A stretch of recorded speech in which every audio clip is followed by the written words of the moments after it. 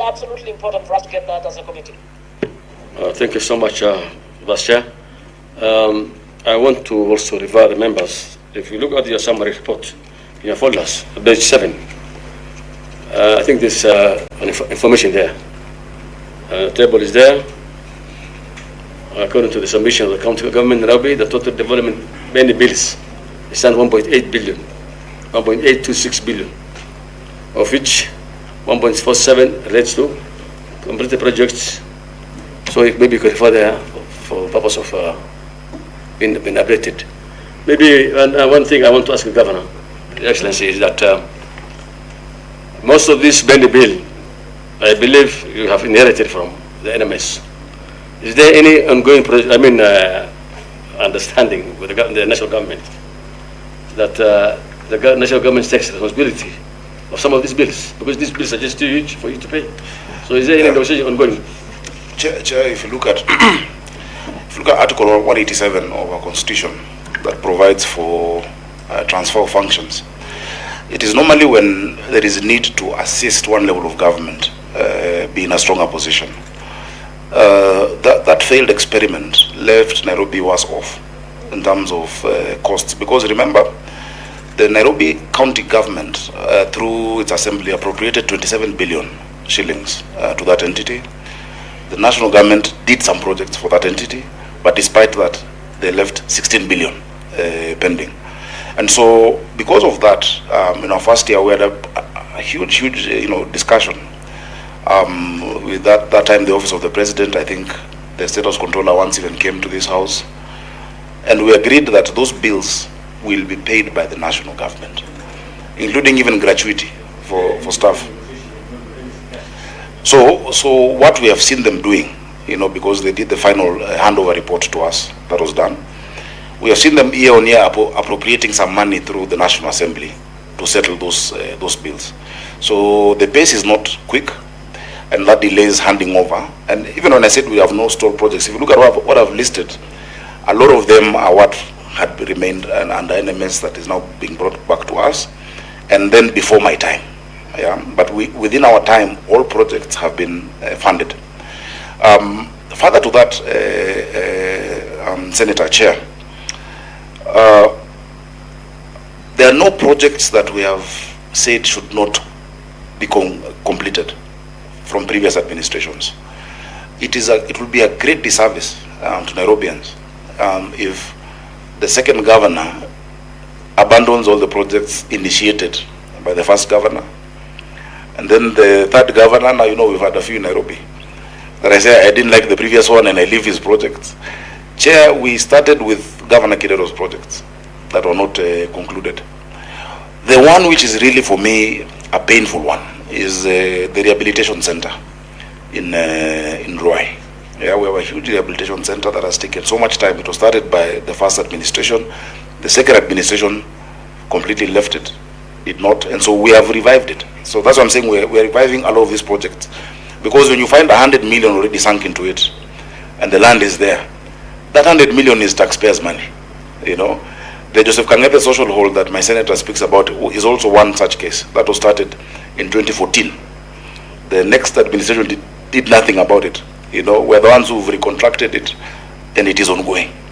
So Chair, I think to answer Senator Catherine Muma, maybe an updated matrix, the one we're doing in 21 days, will be useful for us, because not only will I bring the projects and our plan, I will also appeal to the Senate, pursuant to Section 6 of Urban Areas and Cities Act, for a special consideration of a conditional grant to the capital city, putting us just on the same formula. And I've grappled with this even from the time I was here, having us on the same form. And I don't want to belittle any other county, but there are certain things that a capital city must have addressed as a matter of national interest and national priority. I keep giving the example, if Engineer Tirop's sector does not get allocation and he cannot pay the lights, it's a national security crisis, for instance, for the power. And that is why, we have negotiated and have now written to the Ministry of Energy that for Nairobi City, if you look at your power bill, all of you pay power in Nairobi, I'm sure. I don't know, Senator Perez Pesi, Tobiko, whether you stay in Nairobi now. But in your power bill, you will find an amount called REP.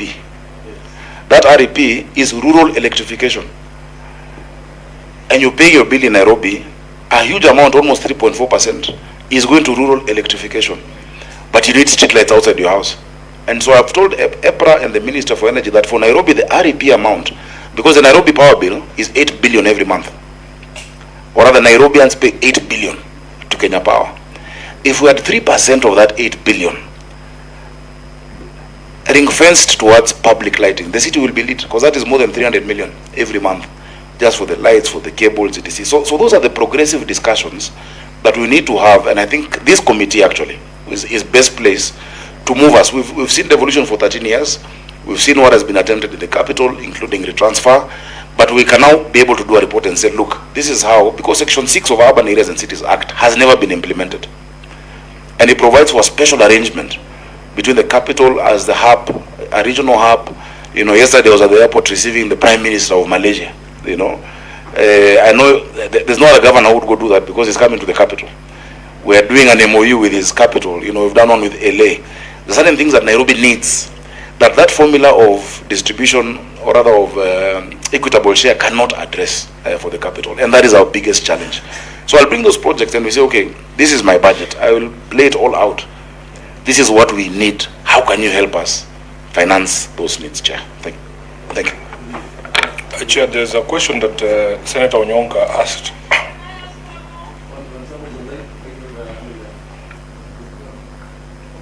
Yeah, there is a question that Onyonka asked that the governor has not responded to, but perhaps just to jog the memory of the committee and Senator Onyonka.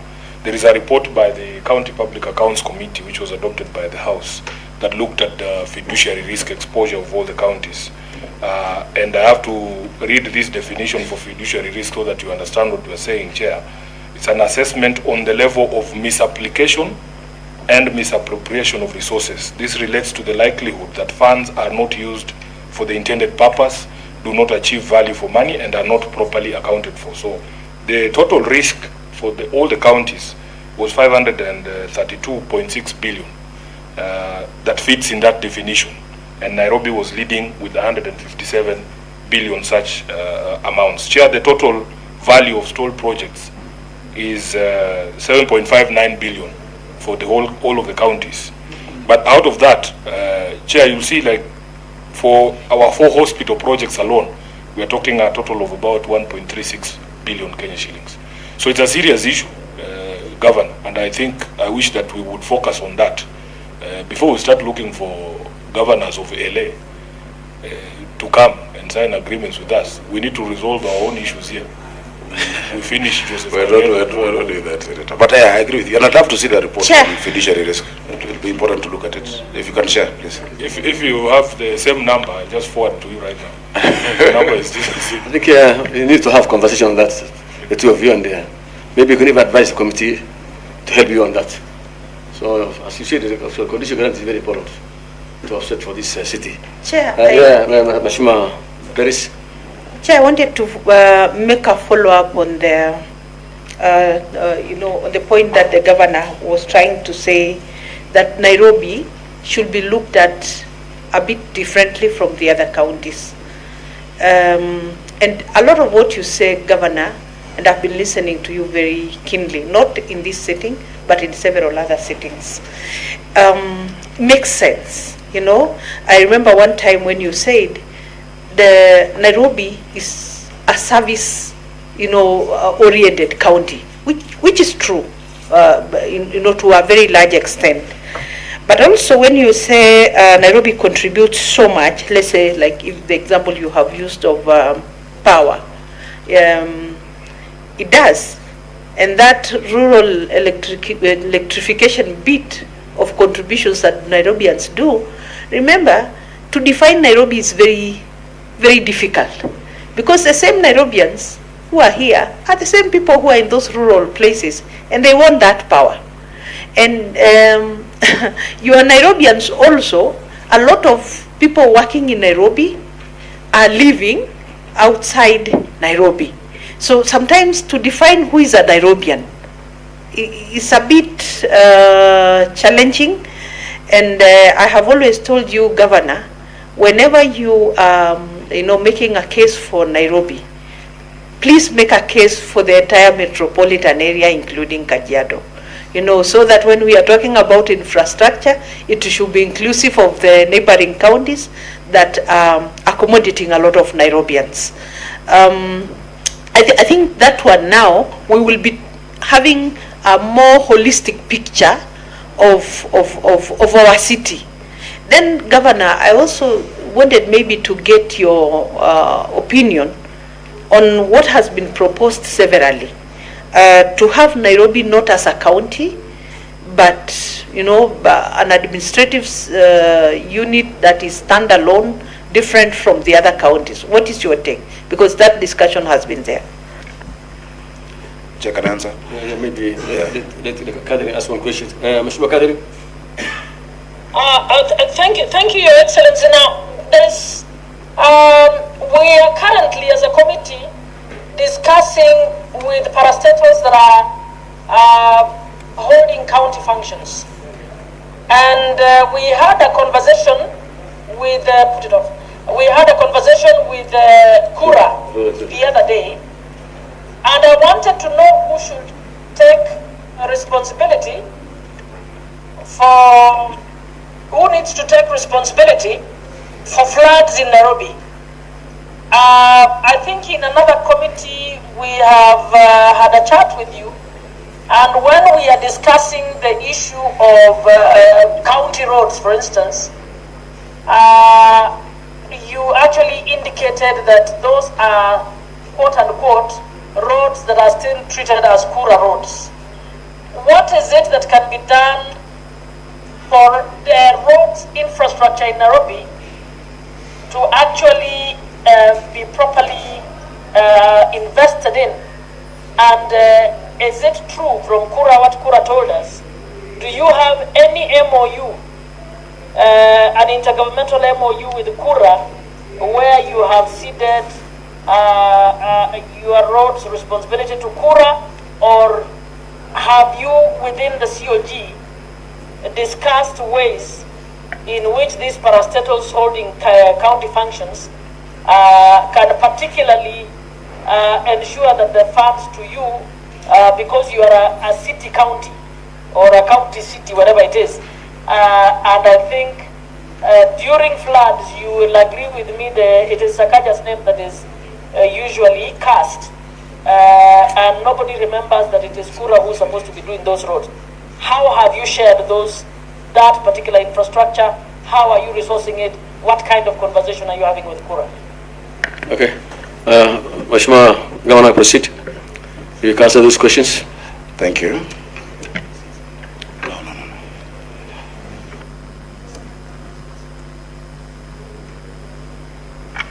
Chair, sorry, I'm just giving an instruction. Chair, thank you for those questions and those comments and thoughts. Allow me to start with Senator Peris Tobiko. I agree with the issue of Nairobi being, when we make a case for the city, that we should make a case also, for our neighbors. Chair, if you look at our population, Nairobi has 7 million people during the day, and at night it comes down to around 5. Go to Kajiado, Ongata Rongai, Ngong, Kiambu, and the outskirts of Waka. But Chair, the formula for giving money to counties is based on a census that is done at night. Now, when the census is done at night, but the services are sought during the day. You use the roads during the day, you go to hospitals during the day, you need the water during the day mostly. And so that is one thing that needs to be looked at, in terms of when are we counting these people. Some of the interventions we're making are really well. And I'll give you an example. We're planning to do a level 5 hospital on Magadi Road, because that is on your way to Ongatarongai. Because we find if today you go to Magathi Hospital, a huge population has come from Kajiado County in terms of the patients, and they say they've come from there. Because within their county, where they'll find a level 5 is on the far end, on the other side. And so they will come use our services in our hospitals, but when we're getting allocations, that is not factored in. So I agree, we need to have that in mind. And many of our interventions, including in transit, we've really fought for the dualing of that Magadi Road, which is now being done, and that helps Songatarongai and Kiserian. We fought for the dualing of Kiambu Road from Mudaiga up until Dumberi. That has now been provided for. And so we look at the bigger picture, and so when we say that power amount, it is the physical bill that is in the city, because it is hard for you to pay that 4%, yet outside your house there's no the lighting infrastructure that we need to keep doing. And previously I've spoken about the challenges in terms of vandalism, the challenges in terms of needing to work with the police. On water, we've made progress when we started creating what we call the water police, together with the national government. And it really reduced theft of the water in our non-revenue water. Because a lot of it, and I give an example, along Airport North Road, when we went with them, we found what looks like a kiosk. There's a lady there who has a kiosk. But when you go inside, you go underground, she has 16 pumps. She's a pumping station, supplying water to flats. And she's also supplying power. So she is Kenya Power and Nairobi Water. But outside you think it's sweet, And so once the level of water comes up, which we've increased by 140 million liters now, we still have 250 that is remaining. We can then incorporate technology like SCADA technology that we can be able to see. So Chair, yes, I agree. The issue of Nairobi as a county, I remember during the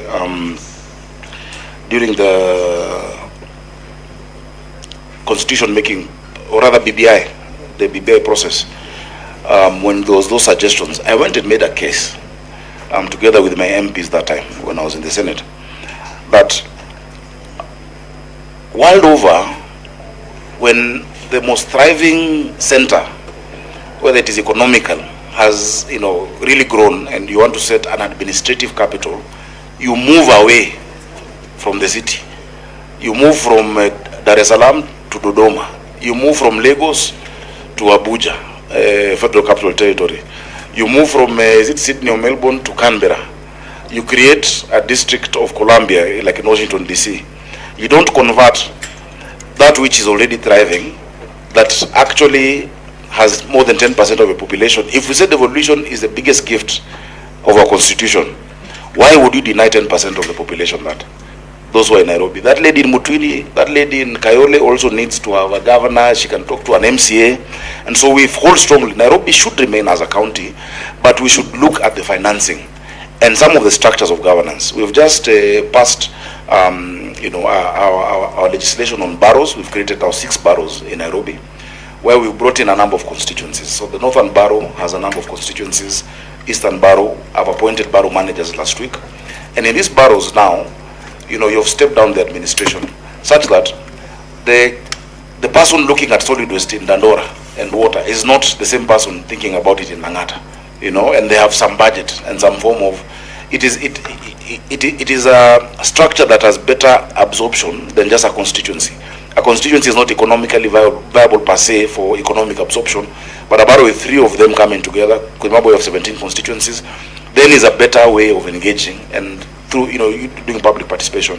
So that is my position, and that is why Section 6 and the whole Urban Areas and Cities Act talks about that special relationship and additional funding, and you will have an easier time even when you're doing division of revenue if you remove Nairobi from that formula. Just remove Nairobi from it, possibly in Lamu, because when you do a normal distribution curve, there will always be 2 outliers.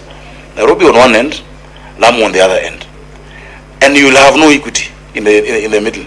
But if you remove those 2 because of that huge discrepancy, you will see other counties actually getting closer to what they require to function. And then we finance Nairobi differently, and we finance Lamu, and I think there are 6 counties that have been getting less than 6 billion. That's a proposal that you can consider. Chair, on the issue of Senator Muma, on the issue of flooding and roads. Chair, there's something that the late former Prime Minister kept saying that I don't think people listen to. The agencies of Kura, Kena, and Kera were created before devolution. They were created when he was the Minister for Energy. because a lot of power was concentrated in the office of the principal secretary. And so there was a need to have these agencies to do a lot of that work. Once devolution has come in, and the court ruled, though the National Assembly went to appeal and there's a 1-year stay, there are only two categories of roads: national roads and county roads. If you look at the amount of money, and that's what I'm asking for, the amount of money collected nationally, the amount of money collected nationally on the fuel levy is around 119 billion. Yeah? From that 119 billion shillings, county roads are 70% of the roads in Kenya. But you want to give all counties 3 billion. You've securitized is 25 shillings per litre. You've securitized 7 shillings. You've got an additional money. If counties are actually 70% of all the roads in the country, the amount of money going to counties for roads, 70% of 119 billion, should be around 83 billion. Now from that 83 billion shillings, what we will get at Nairobi will be able to finance it. So Senator Muma, many of these, if you list the roads that flood in the city, it is under Kenya, it is not Nairobi. Mombasa Road, Uhuru Highway is a flooding hotspot. It is under Kenya. Ojijo Road, Kipande Road is still under that agency. We've had to go tell them, please sort this out, because on Kipande Road you have a 1.2 meter drain draining into 0.6 perennial flooding. When they sort it out, it stops flooding. Jogo Road, the whole of Jogo Road, including the trash there, is Kura. Juja Road, Agwins Kodek, all the roads you use. But the blame comes squarely to the county. So I can even share correspondence that I've done. I've listed roads that have been having that problem and told the minister for roads, please sort this out, or let us come up with a program together. We've costed one at 1.5 billion to sort out the entire issue of drainage and where new roads should be done. But there are roads under their current mandate. So either sort it out or give us our share of that money to sort out those roads. And the Senate really needs to come out strongly. Excuse me, Chair. Have you finished? Because it was an addendum. Okay, you finished now. Yeah. So the challenge that we currently have, there is no agreement. Senator Mu asked if we have a current intergovernmental agreement with Kura or Kera on classification. Classification of roads was done by KRB. That classification is what has been ruled to be unconstitutional. So county roads should be classified as county roads. If you look at the resources, then because people drive on all the on these roads and they buy fuel, that fuel is what is contributing to 120 billion of fuel levy. Why don't counties then get 70% of that 119 billion? That is a case that we need to make, and I think the Senate is best placed to make that case. For now, the allocation we've gotten on road maintenance levy is 120 million shillings. But if it was based on the 83B, yeah, if you look at even the formula for allocation, Nairobi would be getting possibly close to 10, close to 10 billion of that, and that would sort out completely all the issue of portals, drainage, all the issues of the walkways which we keep trying to do, that we're increasing, because that is what a capital city needs to look at. So it's a struggle. Despite all that, we're putting money, onto roads. We are working with the current situation. Currently as we speak, there's 2 billion worth of roads that we're implementing with Kura in Nairobi. We've asked for another 1.5B. 587 is sorting out the issue where there are still drainage hotspots. The other 1B is doing, further repairs. Across the city, if you go today, you will see a lot of road works. It has come out through that program, and we'll continue doing it. But fundamentally, that question that Baba was raising, that 1 year break that has been kept by the court, I think we need to come out strongly on the road maintenance levy fund. Chair, I can leave it at that for now, kindly, and then we can go on to the other. You guide. Okay. Okay, Mheshimiwa. Okay, thank you. Thank you, Chair. I was just keenly listening.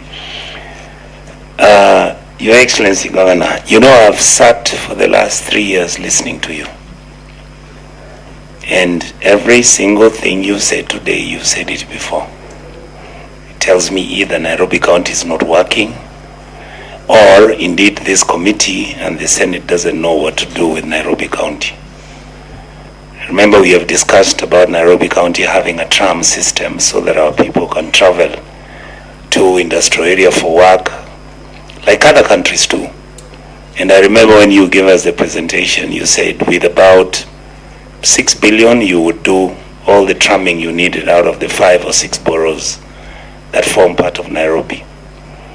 From your presentation, the question I wanted to ask you, or the addendum I was giving, is this: what is really the problem with Nairobi?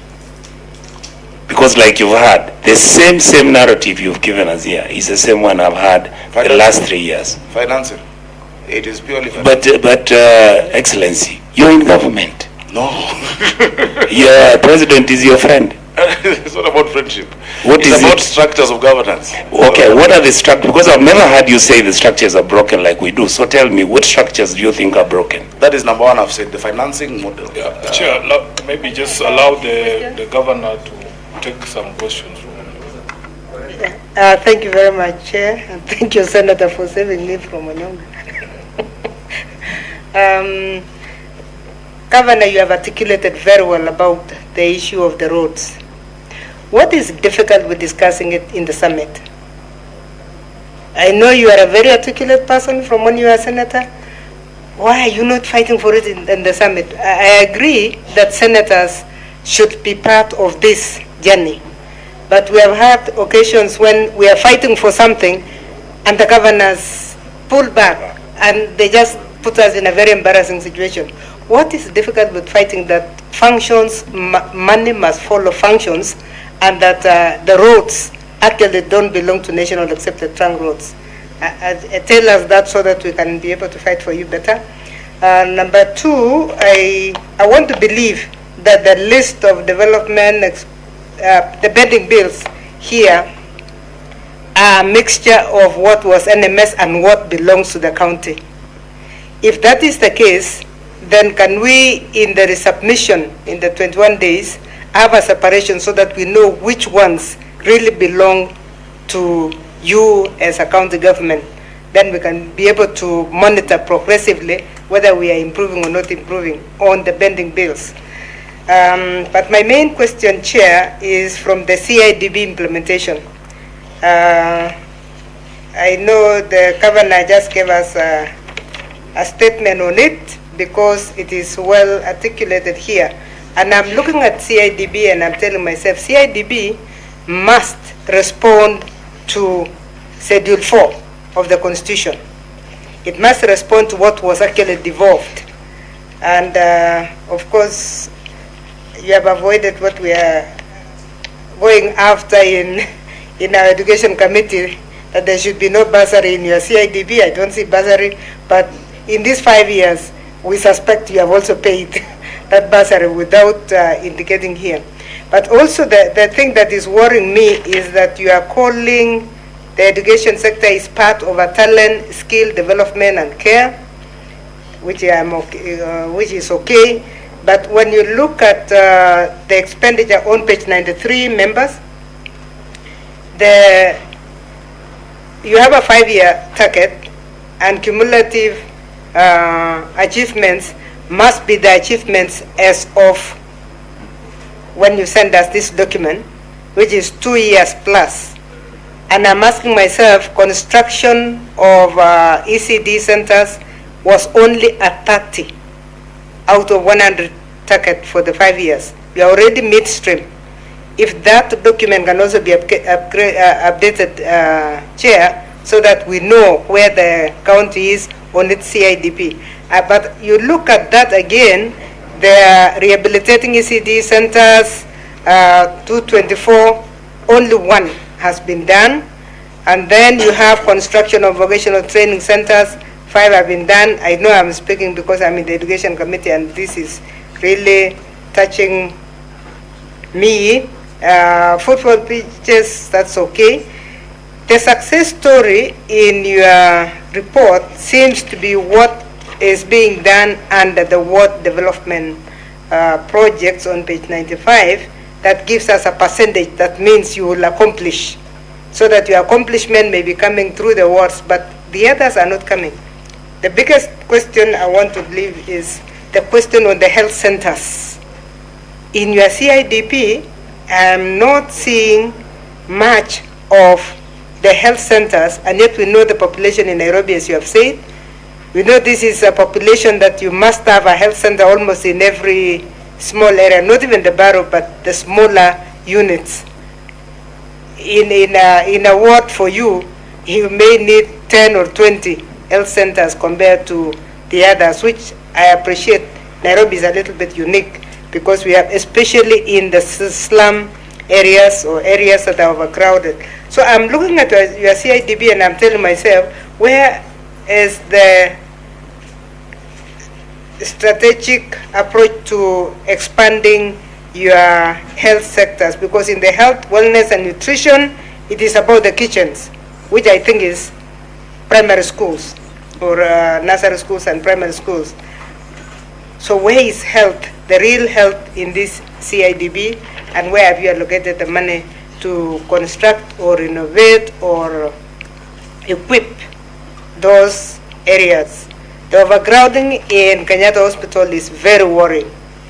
And that's a level 6 hospital, which has nothing to do with devolution in Schedule 4.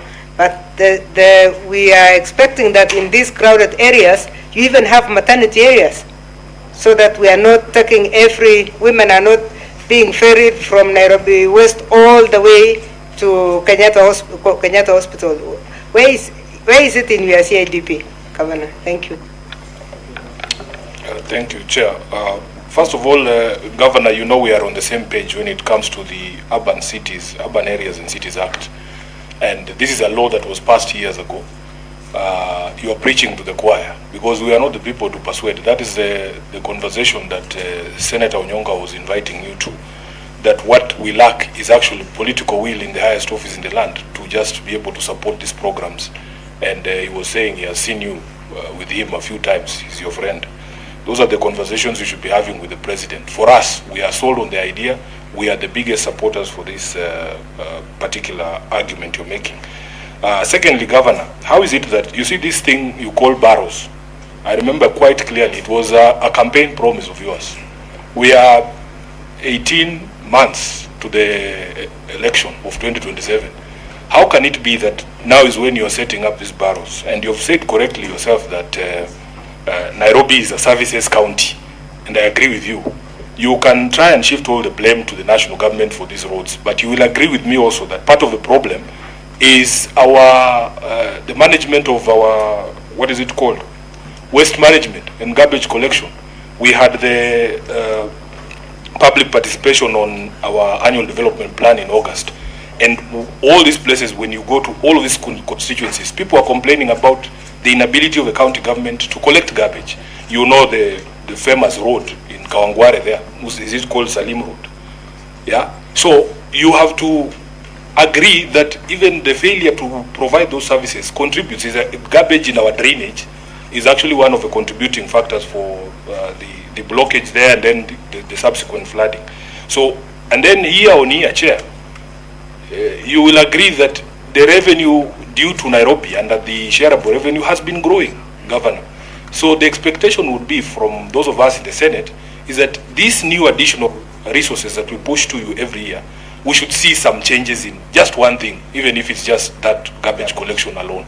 So we are doing our part in terms of pushing resources, the envelope for devolution. I think we added almost, was it 30 billion? We are fighting for you on the RMLF front, but also you have to come through as a county government to demonstrate that when these additional resources come, there has to be significant changes in the service delivery to the people of Nairobi. I thank you, Chair.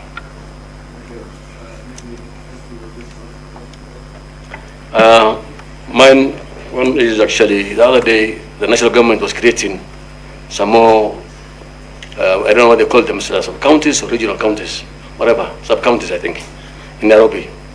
I don't know how that will help this city in terms of security and everything and services, where the national government is actually chipping in within their administrative units, any services they're giving to the city. Two, according to what we have here, there's a lot of big outstanding pension deductions. The pension deduction is not actually submitted. According to what I have from your report, is that there's 91.17 billion outstanding unpaid. And this is actually impacting so much on this. There is social welfare. So why is this money not being deducted?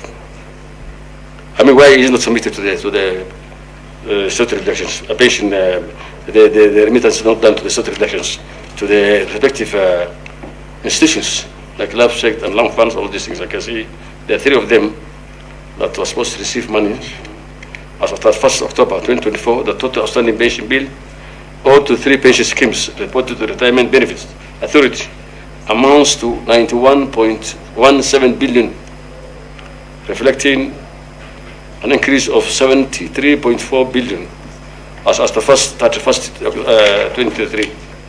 So maybe you can also help us on that. There's Lab Trust, there's Lab Fund, there's NSF, there's PSF, CPF, all this. Chair, let me. Okay.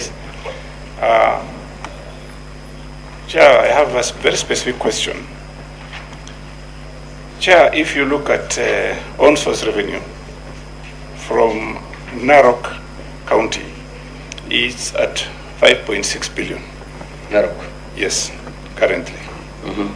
Then Machakos, not Machakos, Kiambu is 5 billion. That makes a total of 11.6 billion. So having looked at what the governor Nairobi presented today, his collection is 13 billion. And most of these collections, on-source revenue from Narok and Kiambu, are mainly from hospitals, almost 50 to 60%. So I'm just wondering, Nairobi City, with so many hospitals, a lot of collections from the land rates, single business, parking, building permits, he's collected only 13 million. And the statistics show that he can collect up to 60 billion if they are effective. So I want to ask the governor, why are you collecting that minimal amount of money while other counties are collecting billions, almost half of what you are collecting? Narok County, for example. What is going on, Governor? Sorry, he's saying there's a county collecting more than us. Yes, the counties are collecting. If you look at, no, don't look at Nairobi. Nairobi is a big county, you know. Your collections, Nairobi. Now, your collections, but Governor, Narok collected 5 billion shillings. Because they have the park. And you collected only double.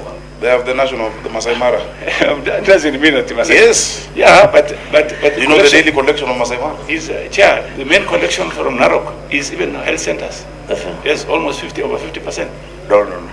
Chair, Okay, I think let me answer. We might differ on. He's talking about the FIF. Yeah. And we have done so many hospitals. On FIF, Chair, the money stays in the facility.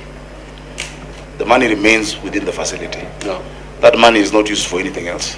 It's facility improvement. And it has gone up. I think the last year was shillings, which is more than the own source of so many other counties. Yet we don't have as many hospitals. We have 124 hospitals. You'll find counties with 200. You remember when the issue of bank accounts came up? It is because counties have a bank account for every health facility.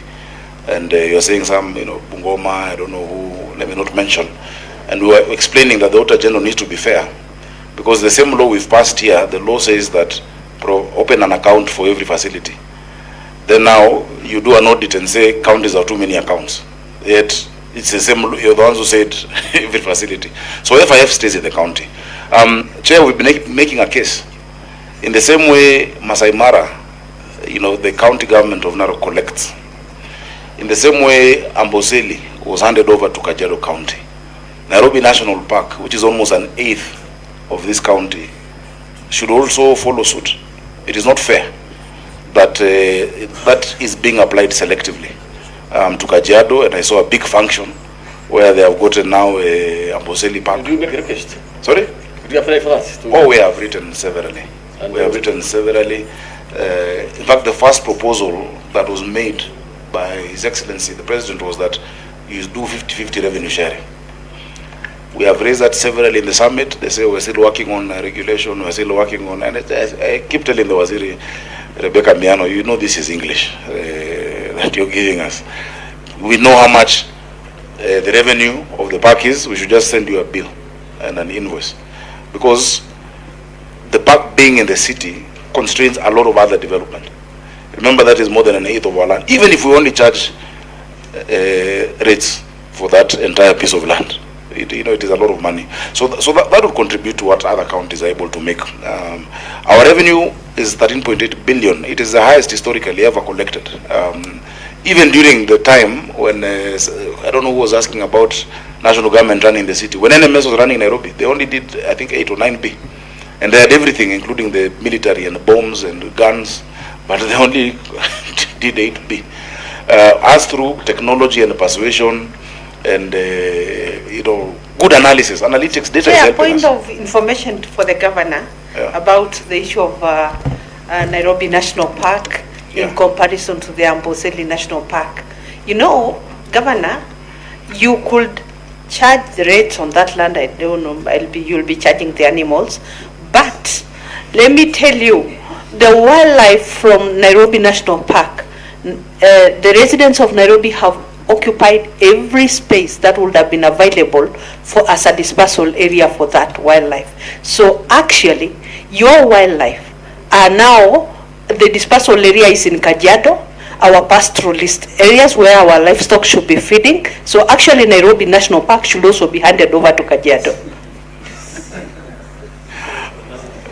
Chair, since Senator Paris and the Kajiado people have gotten something, they should help others also fight for themselves. Also think about your neighbor. We can discuss the animals later. Chair, let me go to other substantive issues. The issue of pension deductions. Chair, previously there was a lot of unremitted statutory deductions in the county. If you look at LAP fund, it was coming to, I think, 27 billion, and we've cleared the principal. We don't owe them anything in principle.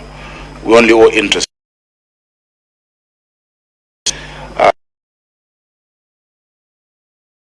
And 6.6 billion interest. Chair, that committee that you set that met in Treasury, and I went and sat with them, is focusing on how the interest needs to be calculated. Remember, LAP fund is a DC fund, a direct contribution fund.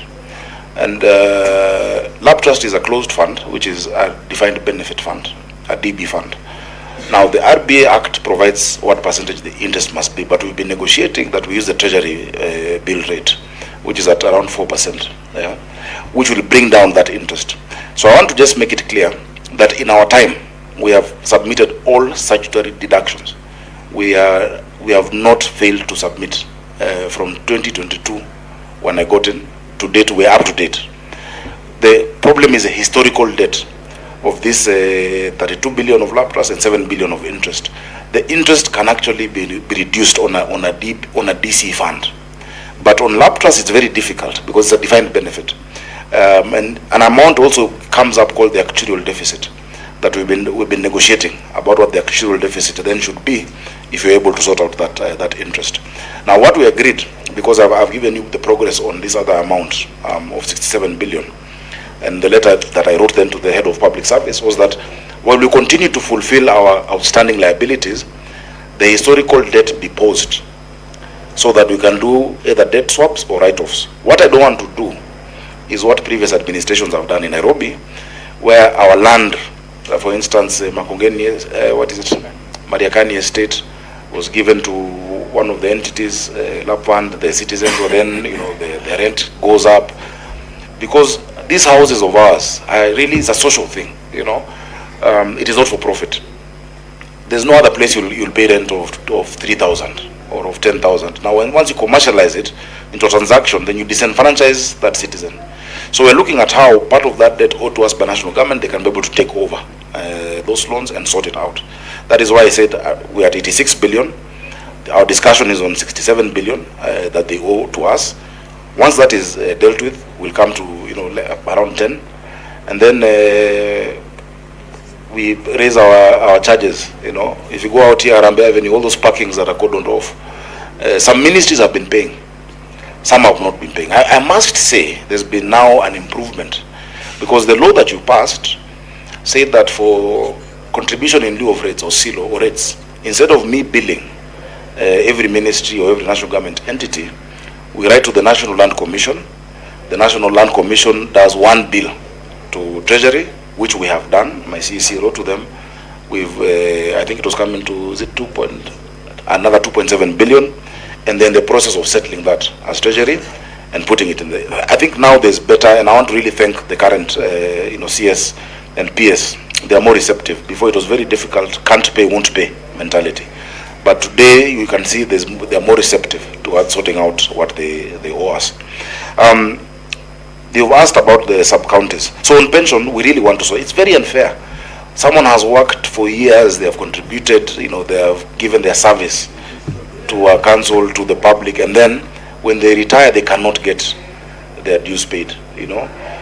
Nairobi Water had wanted to take a loan to sort out their debts, and we paused it. We said, look, if this arrangement, which unfortunately has taken long, of the national government and Embakasi Garrison is concluded, and we did the last meeting, it can cover all those debts without me giving up county assets or getting further indebted into loans. That we would not want to go that way.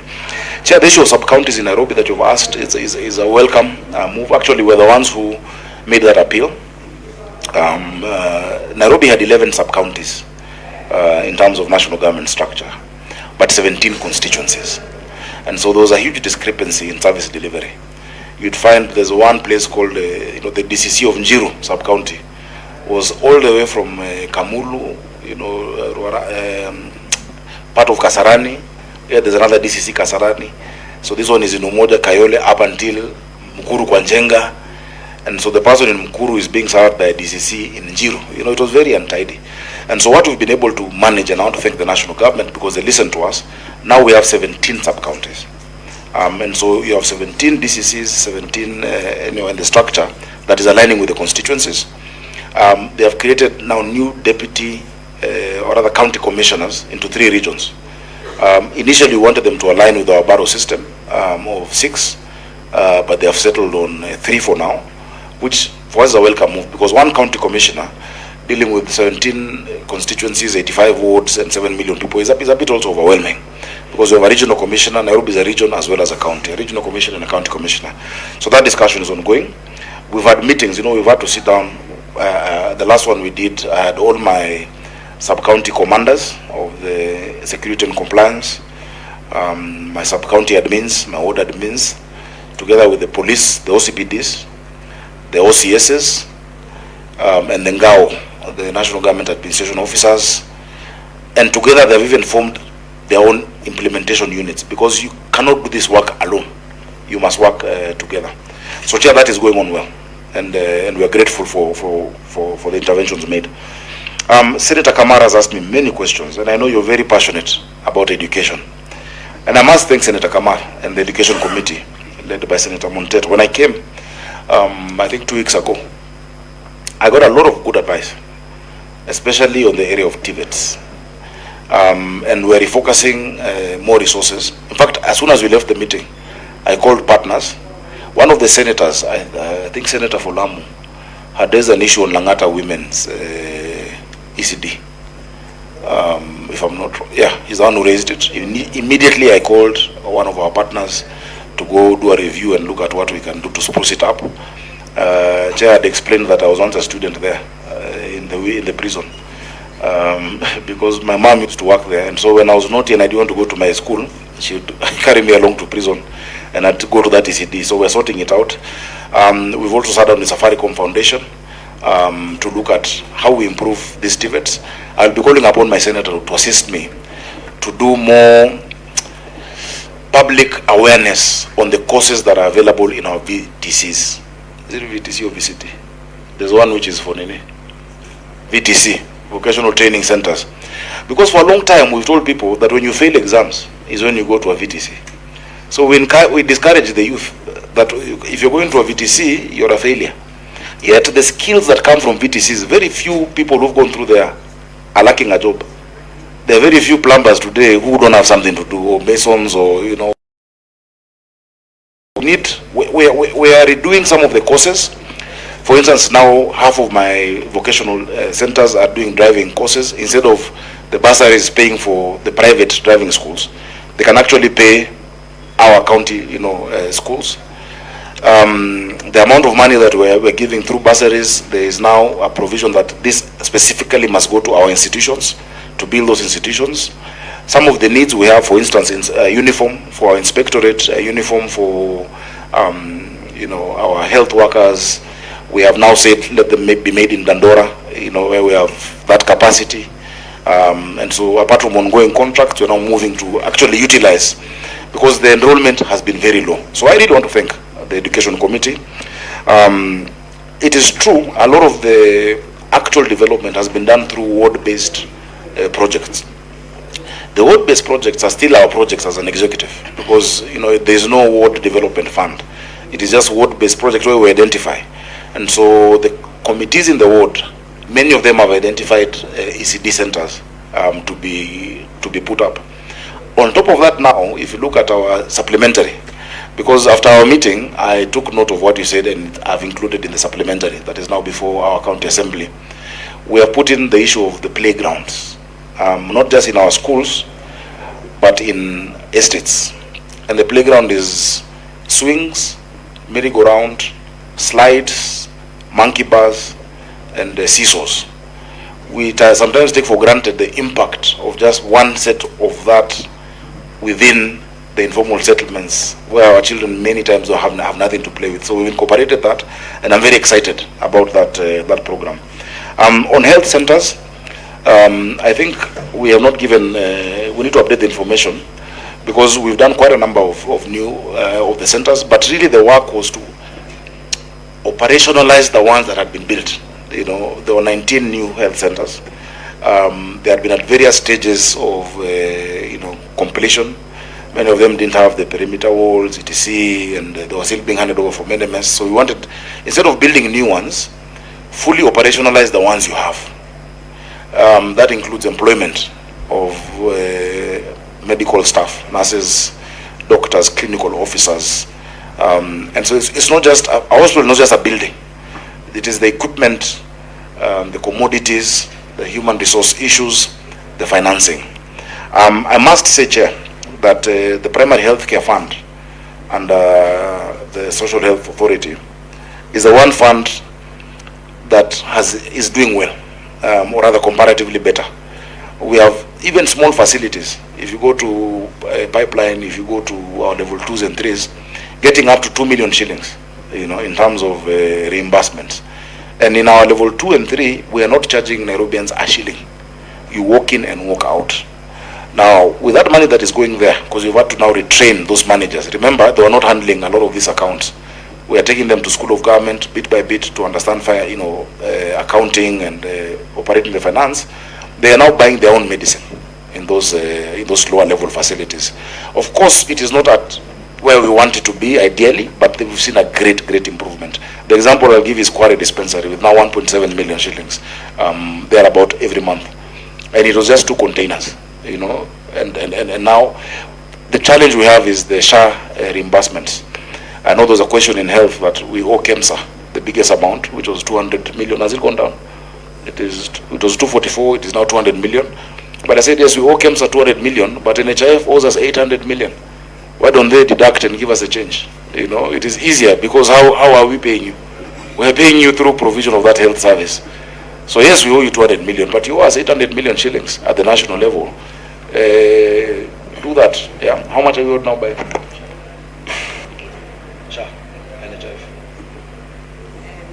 Through you, Chair. I'm surprised the governor, everybody says SHA is working. Yeah. you've really surprised me. By saying, I'm not saying it's not working, I'm saying they're delayed reimbursement. Order, member. Outstanding amount here. It's still working. But Order. It's working slowly. I know Chair, can I request that you ask the governor to give brief and specific responses, because we still have a lot of... Please, you are not, time is not on our side. Yeah. I'll request the governor to complete. Yeah. Let's give him time. So I was just answering on, I'm answering the specific questions. I'll make it briefer. On the health centers, SHA is working. It's just that delayed reimbursements. And I know I spoke to and wrote to Mercy Mwangangi. SHA owes us 358 million now. NHF has gone down to 693. And you see they pay monthly on monthly. I wish it was more up to date. Sorry, so when you say they walk in and walk out in level 3, signing off to share? Oh yeah, they come in. If they are not registered under SHA, we register them, and those reimbursements. You remember there are three funds. There's a primary health care fund, PHC. PHC is targeting the outpatient, 2 and 3. They are very efficient. Then you go to level 4 and 5 is where you have the SHA. I think that's where they have a bigger challenge. And then you have the critical care fund. But when you have more time, I can explain and give you examples. I know the health committee is coming to some of our hospitals to be able to see that. And which is what has helped us. Sorry, just to add. Today we hired more than 50 more dentists, and dental services for the first time are being offered throughout the city. You know, it used to be seen as a luxury, but now it is there. Finally, you asked about bursaries and CIDP. At the point, we have reinstated bursaries and scholarships. They have a huge impact. There was the issue of the intergovernmental agreement, which was entered into, and notification of the county assembly. In the first year, we did bursaries. In the first 2 years, before the COB halted bursaries, we had issued bursaries worth 1.88 billion. That's bursaries of 1.6 and 200 million in ECD capitation. In 2 years. 10 years prior to that, it had been 3 billion. So the bursary and scholarships that had been 3 billion in 10 years, in 2 years we did 2 billion, 1.88 billion. It has huge impact. It is 119,000 children who get the bursaries. It is 5,300 on a scholarship, where from Form 1 to Form 4, your fee is covered. It's a social intervention. I wish schools were completely free, but we see the pain and the challenge that parents in Nairobi are going through. We cannot ignore. Thank you, Chair. I was wondering why it is not indicated as one of your target areas in the CIDP. We don't have. You have not given us. That should be an error, because that is a summary, or an extracted summary. We'll give you the full CIDP document. It does have bursaries. It has the health facilities and health centers. Chair, on the issue of summit, Senator has asked, why don't we discuss these things in the summit? Chair, the case we are making, and maybe I should just do a summarized paper as my submission to the Senate on what would sort out the city. We have made it repeatedly in the summit. We've raised the issue of the park. We've raised the issue. In fact, the IGTRC did a gazette notice on museums and all other devolved services. The issue of the roads we've discussed, but sometimes it's political pressure from members of parliament who want to hang on to roads funds. Yet they really should do oversight and representation and legislation. That was a point that was held strongly in as unpopular as it could have been. Because, and I'll give you an example. I don't want to point out any member of parliament of mine, but let me use a place that has many constituencies. If you look at Jogoo Road traverses many constituencies. If you give money to the MPs, no MP will put money on Jogoo Road. They'll put money in the informal settlements. Or if you look at Agwins Kodek, that cuts through, they'll put money in Kawangware or in Kangemi or in Mathare. But these huge arteries that require real support and resources will be completely ignored. So that is why the county is the best level of government to undertake this development, and we really need to move that point. Imagine if we got that 7B of roadwork every year directly to the county. Instead of 70%, actually 80% of the road funds going to national government, It should be the other way around. So yes, we'll keep making that case. Senator Onyonka is not about friendship. It's about systems and structures and the law. You know, the court ruled very well that there are only two categories. They got an injunction. I don't know how they got 1 year, you know, just for us to wait. So this year I've been given 120 million on RMLF, 120 million. So what I've said is, instead of doing roads with that 120 million, I'm doing walkways only. For the 120, we'll do walkways because of you know, the non-motorized transport, and we're doing walkways throughout the CBD. If you go to the CBD, you will see a lot of improvement of these walkways. And now we're adding more avenue. We're doing, because 120 million, you'll do one, you know, 2, 3 roads. That we're funding through our budget, our general budget, and what we agreed on with Kura. The issue of trams and Senator Onyonka, it is this, you know, I wish we, and the evolution is growing, but once a function is given, we should be able to let it be supported. If counties cannot get external arrangements, I'll give you an example of the BRT. From 2022 December, when the European Investment Bank came to see me, and the AFD, they said they have 300 million euros, the AFD had 74 million euros to finance our BRT line 3 from Dandora all the way to Kajiado County. It took me 2 years because you have to get national government cabinet approval. The national government cabinet approval came out in December of 2024. It has come out in December of 2024. To date, there is no financing request that has been made for that money. It's the same as water. You know, we got financing. Remember, and I've told you many times, Nairobi needs 900 million liters. We're at 525 million liters. We've added 140. Yeah. To solve the 250, we need to do Maragua 4 and Northern Collector 2. I've gotten a financing partner willing to put in more than $100 million for Maragua 4, Northern Collector 2. It has to come through Treasury. I think it's something beyond just Nairobi. We need to see how either the guarantees or, you know, bilaterals between lending institutions and counties can actually be made faster. The tram discussion, I can't have it without the national government, because tram, rail is not devolved if you look at the constitution. However, there was an entity set up by legal notice, you know, called Namata. The former minister really revived it, Kipchumba Murkomen, because the chair is the minister, the vice chair is the governor of Nairobi, and you have the chairs of these other counties that was looking at BRT and rail. And then when it dies down, you have no control. So what I'm saying is, just as that law said, classification of roads, national and county, if you devolve, give us that mandate, give us that authority to get these funds, because for us it might be a priority, but you see now when the cabinet sits, they might say, no, this is now no longer a priority to us at the national level, but the traffic jams are a priority to me as the governor of Nairobi. But to sort it, I need that, you know, so there's that impasse, and let's put our heads together. You know, I'd want us to co-create the solution, because that is why the Senate exists. Chair, let me leave it at that so that we can move on to the other questions.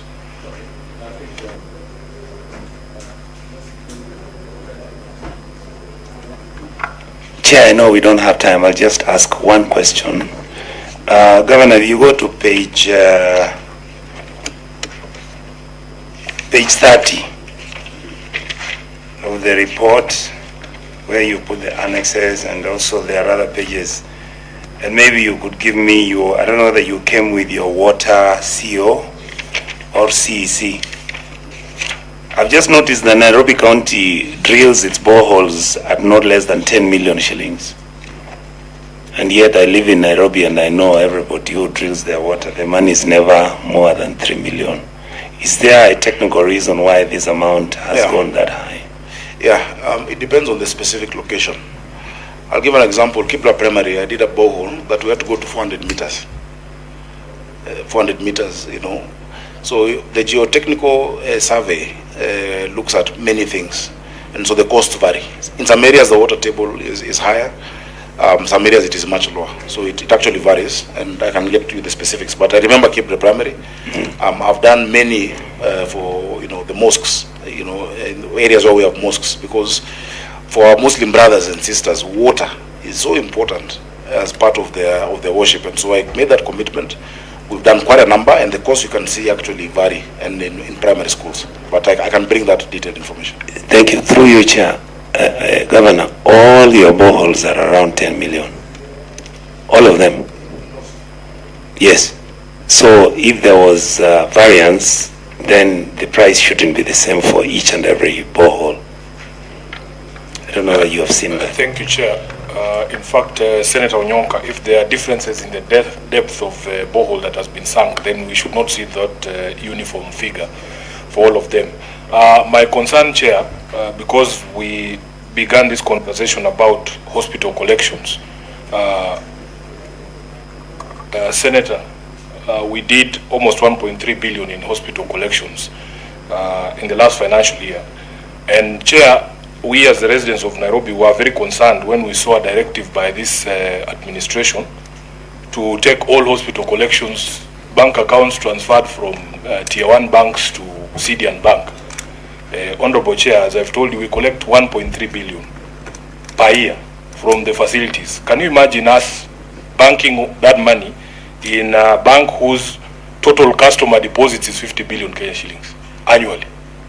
And then, Honorable Speaker, Honorable Chair, if you look at the asset base of Nairobi and compare it to the asset base of CDN Bank, which is only at less than 70 billion shillings, Governor, we want an explanation as to the thinking in your government why you would move from a bank with history like KCB or Cooperative Bank and take this money to CDN Bank, because you will become the largest single depositor in this bank.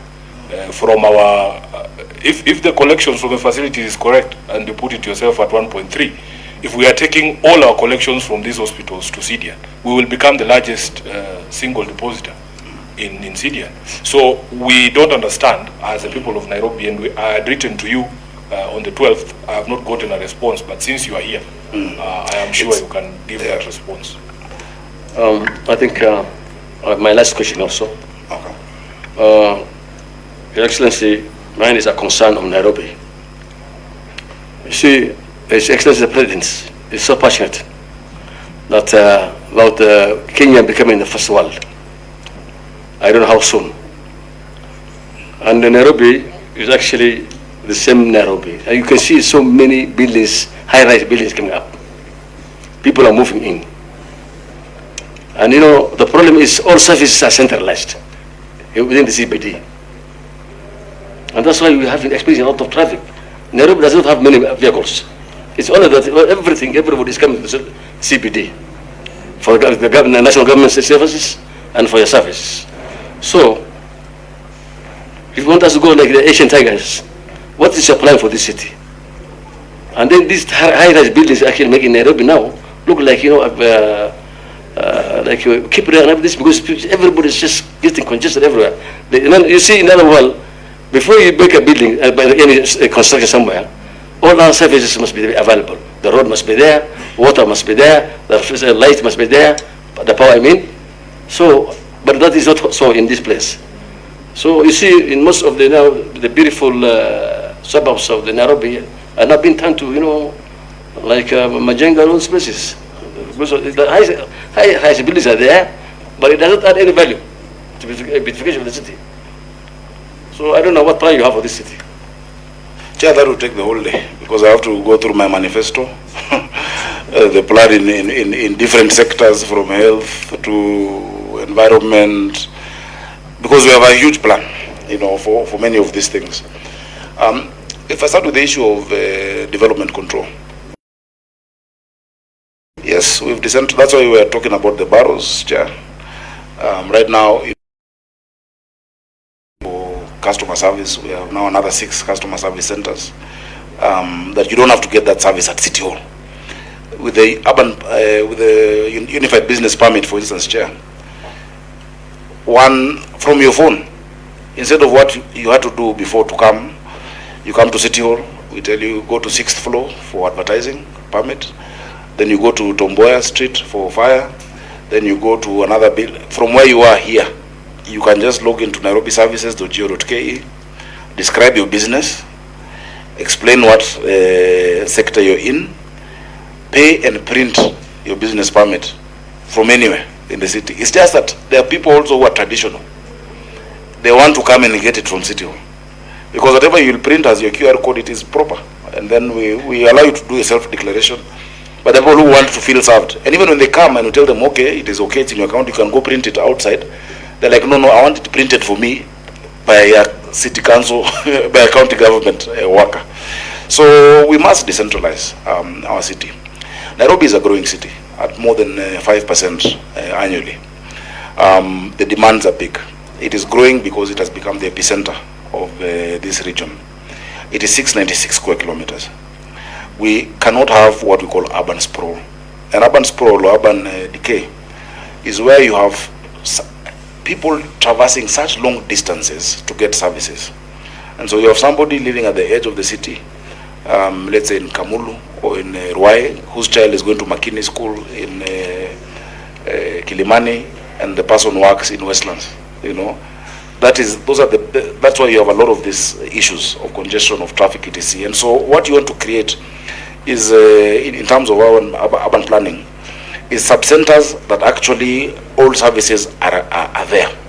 The sub-centers that were created under the new plan that we're implementing are in all the parts of the city.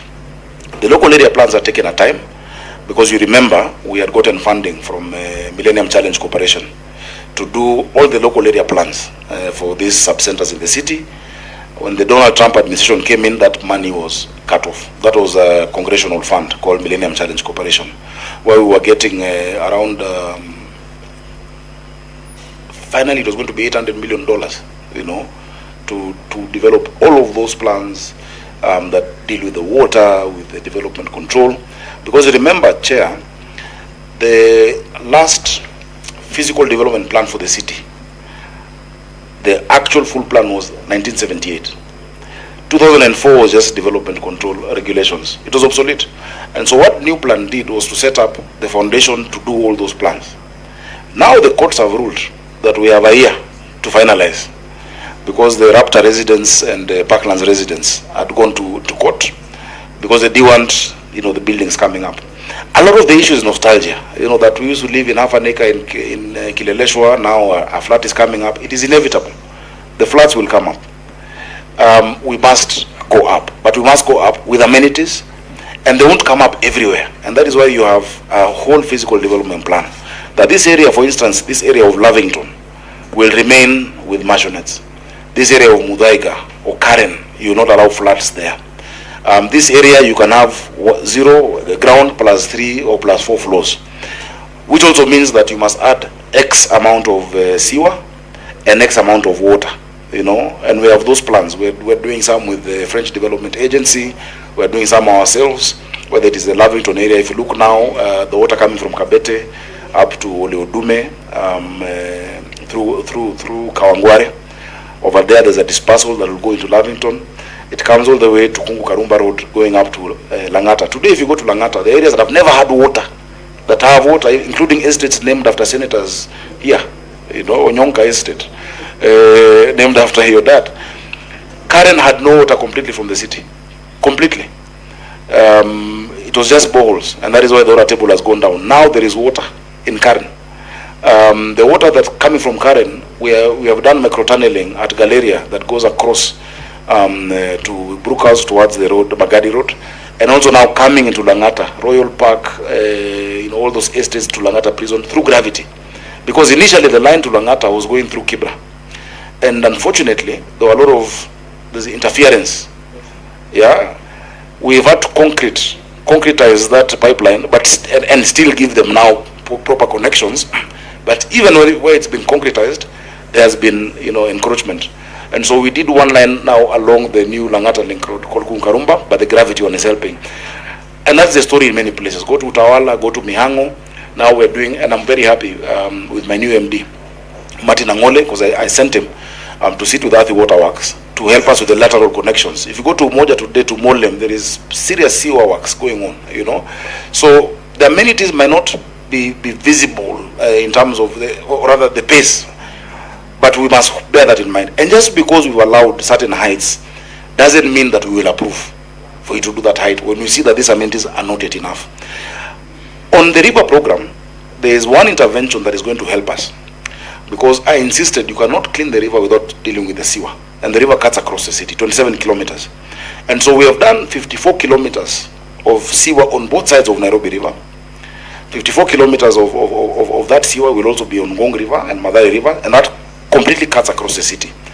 1.8 meters by 2 meters in terms of the size. That will take us for another 50 years.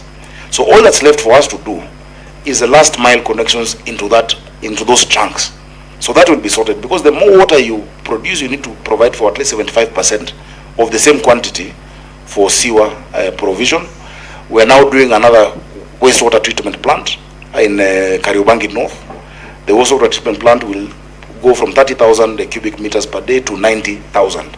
Yeah. So these plants are there to support a growing city, because the city will be growing. Of course, it is not at the pace that we would all wish. I wish there was an instant button out press and all the sewers done, the roads are done, but there has been progress. Possibly we need to communicate better about the progress being made in each and every of these sectors and what we're doing. That is a challenge that I admit that we do have, but there's been tremendous progress that we will find a way to explain. When I come to Senator Sifuna's question, so Chair, there are huge plans, and I will keep sharing with you, and with Nairobians, because Nairobians want to know that at least there is a plan that you're working towards, and this is how we can chip in where it comes to chipping in. On the issue of the banks, Chair,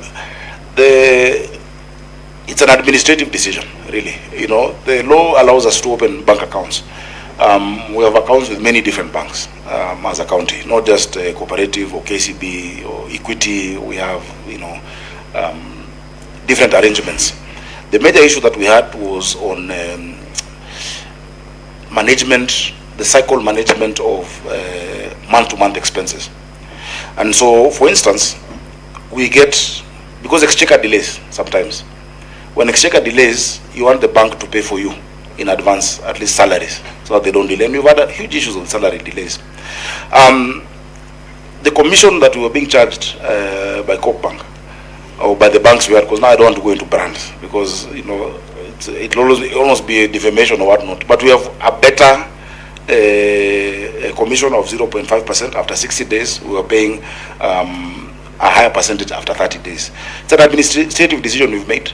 It is within the law. We've not gone to an illegal institution. It is a bank that is, regulated by the Central Bank of Kenya. We believe the money is safe. They have been willing to even advance 2 months salary. You remember last time we were here, you said the CHPs are saying when the delay from the national government money is done, we should advance them. The current arrangements we had, they were refusing to advance us beyond that, and says that if you advance us beyond that, it becomes a loan, that we need to come back to National Assembly and get a national government guarantee. We disagreed with that on principle, So, deposits for hospitals, I'm just seeing what the CC has written, do not sit in a bank. They go in and out, to be withdrawn and used as FIF. We have no processing fee for salaries at CDN. That's what they have given us as a deal. So it's a better deal for the county. It is a better deal on all of those accounts, and it's an administrative decision, it's a legal decision that we stick by. In fact, not just hospitals. We are moving everything there. Not just the ones you saw, including revenue. Yeah, the revenue accounts will also move there. The collection accounts are going to move there. It is a Kenyan bank. It was Kereb. And so we must be proud. The ones you're saying at level at tier 1, at one point we're also at a lower level. Let's build our bank. So it's an administrative decision that we can stand by. Through you, Chair, could I please ask a subsequent question to the Governor? Your Excellency, the reason why this question is relevant is because you've actually not answered it. What Sifuna said, we have about 34 commercial banks in Kenya. If I was to ask you today to give me a proposal, an offer which was given by CDN Bank, Citibank, Kenya Commercial Bank, and all these other banks, and the reason for that is that CDN Bank is known to be a bank owned by individuals who are Kenyans who owned it just recently, and all these individuals are actually in government. That your decision, Governor, just let me ask you, this is what Nairobians are talking about. No, let me ask you, don't be defensive. Thank you. What I'm asking, it said that this bank is owned by some people in government, and the decision you took, the owners of CDN, okay, You want me to give you the C12? You see, he's telling me, wacha. No, produce a CR12. Yeah, so let me ask my question. I don't know how all these guys are being defensive. Other members, I think... members, let me ask my question. This is the question.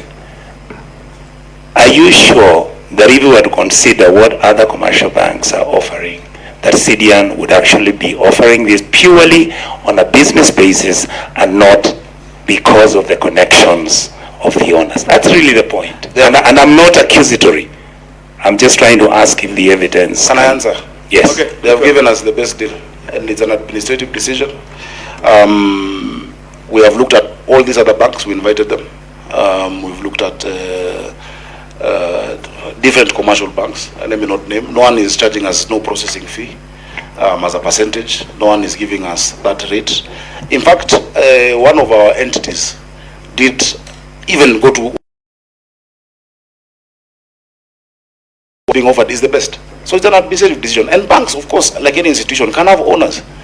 Yeah, CDN has owners, KCB has shareholders, NCBA Bank has owners. I don't see people asking about it when counties open accounts there. All of these things have, have shareholders. But if there's a specific shareholder in government, please produce that evidence to us. Chair, can I have please. a supplementary question? Please. Mine is different. It's on the same, on the banks. Yeah. Yeah, I'm not passing Be brief, the details of the people, and but I'm passing. too personal. No, I'm not going to any names, because I agree with the governor that anybody can own anything in this country. The question I had is because he was the chair of this committee. And if I remember, he talked very strongly against very many accounts held by governors when he was chairing this committee. What do you feel is the maximum number of accounts or minimum number? Can we have a minimum or a maximum number of accounts held by county governments? Yes. And now that you are there, I'm taking advantage of the fact that you are the one who brought it to Senate. Chair, at that time... Chair, before he answers that question. Yeah, because Chair... Chair, can we take all the questions first? Let me just answer that one. Yes. Because, Chair... You see, the question by Senator Kamar is not a bad question, but it is deviating from the concern of the people of Nairobi. Chair, when we have our governor here, allow the people of Nairobi to get answers before we get broad policy conversations about how many bank accounts a county needs. Let us finish with the question that is on the table, on why we have picked this small bank over the big banks. Chair, I personally would want to see that correspondence from these various entities that in fact we got a better deal from ZD. Okay, we'll give you Governor, when you sit in that office, we know you have powers to make administrative decisions, yes, but you have a responsibility to explain yourselves. We are not dumb people, we will understand. So let us just get a proper explanation. Let him answer. Chair, before he answers that question. I'll give you the opportunity. Chair, so answer that Chair, before he answers that question, please. You see, the governor talked about benefits. Let him tell us also the risk involved going to smaller banks. Okay. Yes. You have only... we are already on time. But I'll give you 5 more minutes. Chair, you know what Senator Spooner is asking? Provide us with documents. No, okay, I'm here. I'm understanding very well. Yes. We'll ask. I'll give that as a final thing. Chair, first of all, that was not a question in the committee, but we're happy to answer it because of transparency. It's a Kenyan institution. I don't think any bank should be discriminated against. The procedures were followed. The PFM talks about how accounts are opened by counties. That was followed. I don't think anyone has a greater right, or any institution has a greater right. There is no law that says bank with equity or with co-op or with cooperative. So long as we looked at the risk involved and the deal, a better deal to the county in terms of processing, salary etc., we're confident about that, and it's a decision that we've made. Chair, the number of banks that a county can open, you're the ones who have legislated on it. You have said, number one, for instance, for every health facility, open an account. So if you have 300 hospitals, you'll have 300 accounts. It is in the FIF law that you passed. You've said if I have 500 hospitals, there'll be 500 of those accounts. Every facility will require to have an account. But there are certain accounts that the PFM has specifically said that you must open at the central bank. So it provides which ones must be at the central bank. Your CRF, for instance, must be at the central bank. Certain donor projects, have their own regulations of where you bank, and they say we want you to bank with this type of a bank. For instance, RMLF, you must open an account at the central bank, and so it is all within the law. It is all within the law. So that's why I'm saying the Senate should be clear.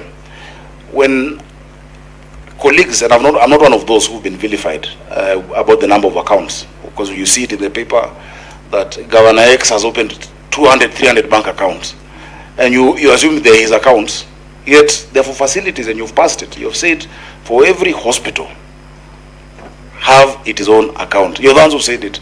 So you should also be able to explain. And I think the Auditor General and COB need to see eye to eye on that point. So Chair, I think that's what I've answered. If you need any more supplementary documentation, we're very happy to provide, because we've done everything above board and properly. And if it comes as a question through the Senate, we'll be able to provide all of those answers. Yeah. The only reason we brought this issue up, as I told you, Governor, I had already written to your office. I have not gotten any response. And when we meet, I would want always to insist that our discussions are formal, so that everybody can see the conversations that are going on. It is a concern. You move from a bank that has an asset base of 1.9 trillion, for instance, with customer deposits of 1.4 trillion.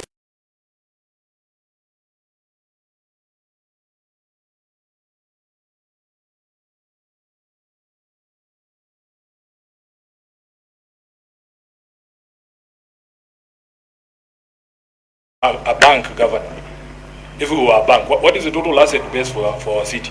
It's in the trillions of shillings, So it doesn't make sense. It's an administrative decision, yes, but we would want to see that conversation. I really doubt that a bank that has a customer base or deposit base of trillions of shillings would not be able to extend those facilities. Oh, they completely refused. Completely. That's what we're saying. They completely refused. I think we just need the evidence. We'll show you. That is all we are saying. But Chair, I'm worried that a number of our questions have taken us off the questions on the list, to the extent that we have not reached 50%.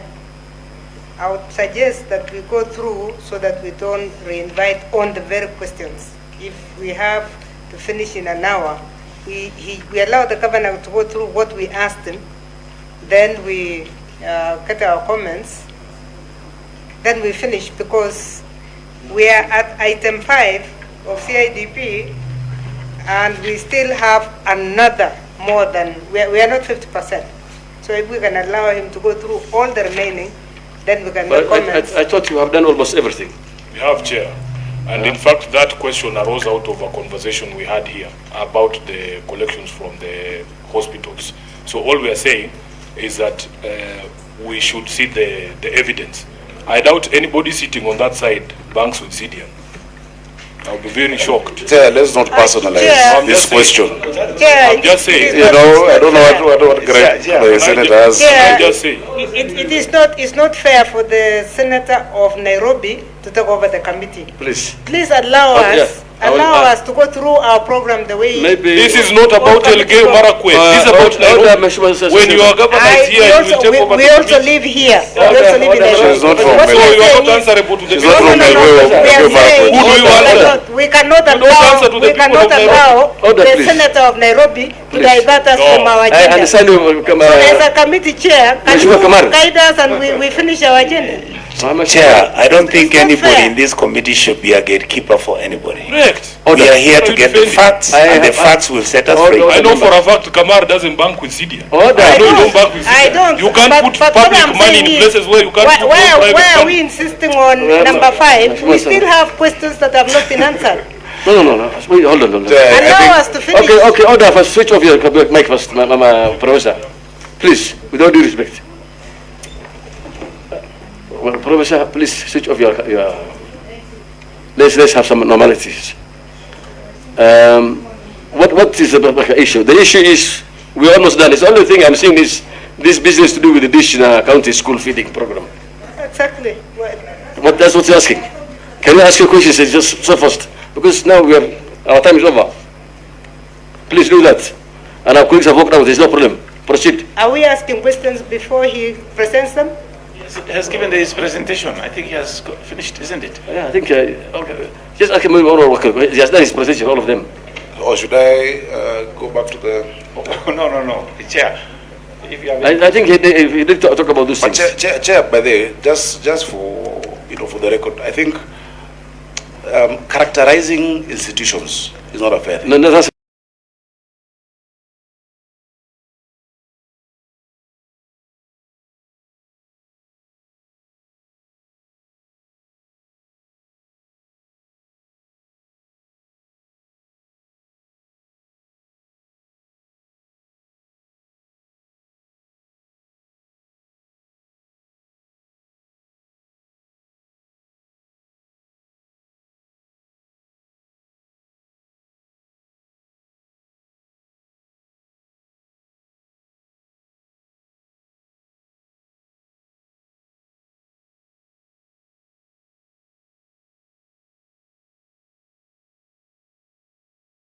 Is that all thing remaining now? Okay, please just be a bit. Just give us a brief. Yeah, the answer is a bit long. We've annexed Annex 8. Gives a report. I've already answered it. Yeah. Okay. Annex 8. It provides the source of the funding, the start date, and the amount of funds spent. I'll just give you a summary, Chair. Please give us a summary. Chair, as part of our priorities, we realized that too many children in Nairobi are out of school, or out of school because of hunger, urban hunger. And so in the last few years, 2 years, we've been able to construct 17 kitchens. We have a program that feeds 316,000 children every day at 5 shillings. We have now surpassed 60 million meals. Consistently every day, school enrollment has gone up by a huge percent. And attendance and performance has gone up. Chair, the specific question was on what we have been able to spend on the program. I'll have my chief officer open it, the annex.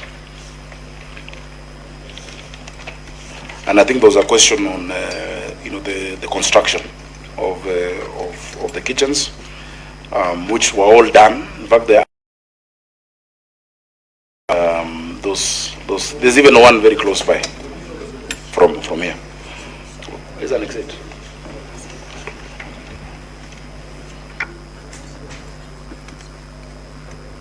So, Chair, if there are specific questions emanating from it, I've presented. You have all of it in terms of the opportunity, the impact, which is very big. In fact, this model is now being replicated across the continent by World Food Program. They have felt that it is the best model in urban areas. Cindy McCain, the executive director, was here, and she felt that it's a best model because it's also in a dignified way. Children are not removed from the line. They wear this watch. This watch is an NFC device called Tap to It that you check and you can see the wallet, how much has been put in by a parent. So parents who are spending close to 200 a day per child, today are spending 5 shillings. And so it has really, really boosted enrollment. But also now there's a backlog of people who want to join our schools. I was talking to one head teacher who tells me he has a waiting list of 6,000 parents who want to join. And so that's what new. And that's why we're doing affirmative action. We're building more classrooms in Nairobi. Last year we put 1 billion shillings for 5,000 by national government through CDF and 1.5 by the county. This year there's going to be another addition of 1 billion shillings because that is the target that we do next, now 2 years left, Chair. Too many children in Nairobi don't go to formal schools. They go to informal schools, which are called APPET, which is Alternative Provision of Basic Education and Training. Those schools are not the ideal school, and there's been a great disservice. Nairobi, with 7 million people, having only 210 primary schools, or 211, is a real shame. I know Senator Kamar can list for us the number of schools, even just in the constituency when you're a member of parliament, close to 150 or 140, per constituency. So that backlog is what we're aiming at, because a lot of what we're doing is what happened to this city. In 1992, when the national government lost grip of the city, when multipartyism came, there was zero investment in the capital in terms of infrastructure, schools.